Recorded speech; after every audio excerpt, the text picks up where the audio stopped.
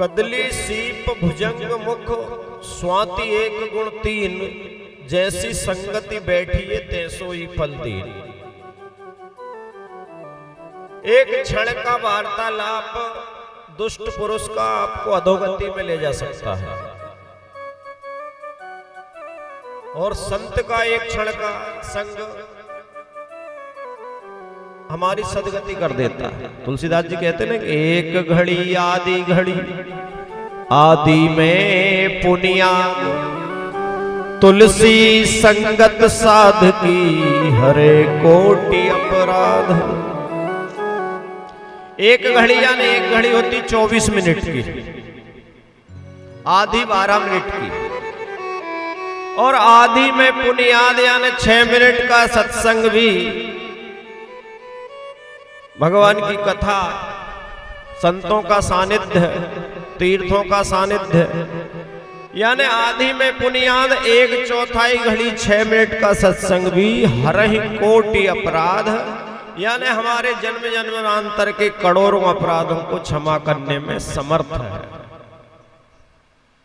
अब ये सत्संग की बात हो गई, और दुसंग की क्या बात होती है? कुसंग की कि कदली, यही तुलसीदास जी ने भी लिखा कि कदली सीप भुजंग मुख स्वाति एक गुण तीन, जैसी संगति बैठिए तैसोई फल दीन। दोहावली में लिखा तुलसीदास जी ने कि स्वाति नक्षत्र में वर्षा की बूंद आसमान से गिरती है। आसमान एक है, जल एक है। केले की जड़ में गिरती है कदली, तो वह कपूर बना देती है। और समुद्र में जो सीप आप देखते हो, छिप्पी जिसको अपन बोलते हैं, उसमें यदि वो बूंद गिर जाता है तो मोती बना देती है। और वही भुजंग मुख, कदली सीप भुजंग मुख, और यदि वही बूंद सांप के मुख में गिर जाती है तो विष बना देती है। अब बूंद एक है, उसकी संगति का असर देखो कि केला सात्विक वृक्ष है, भगवान विष्णु का स्वरूप माना जाता है, भगवान विष्णु को अति प्रिय है उसके फल, तो उसकी जड़ में गिरती है तो कपूर बन जाता है, और वह कपूर भगवान की, देवताओं की आरती करने का काम आता है, यानी उसका सात्विक गुण हो गया। यदि वह सीप में गिर जाती है तो मोती बना देती, मोती राजे महाराजाओं के गले में पड़ते हैं तो उसका राजसी गुण हो गया, राजाओं के गले में पहुंच गया।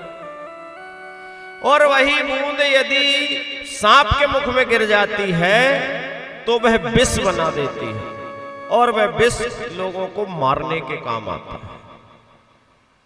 तो सात्विक, राजस और तमस, 3 गुण एक बूंद। इसी प्रकार हमारी संगति, हमारी बैठक किन लोगों में है?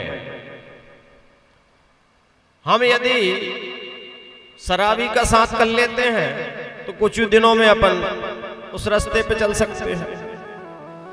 हम यदि जुआड़ी का साथ कर लेते हैं तो कुछ ही दिनों में उस रास्ते पे चल देते हैं।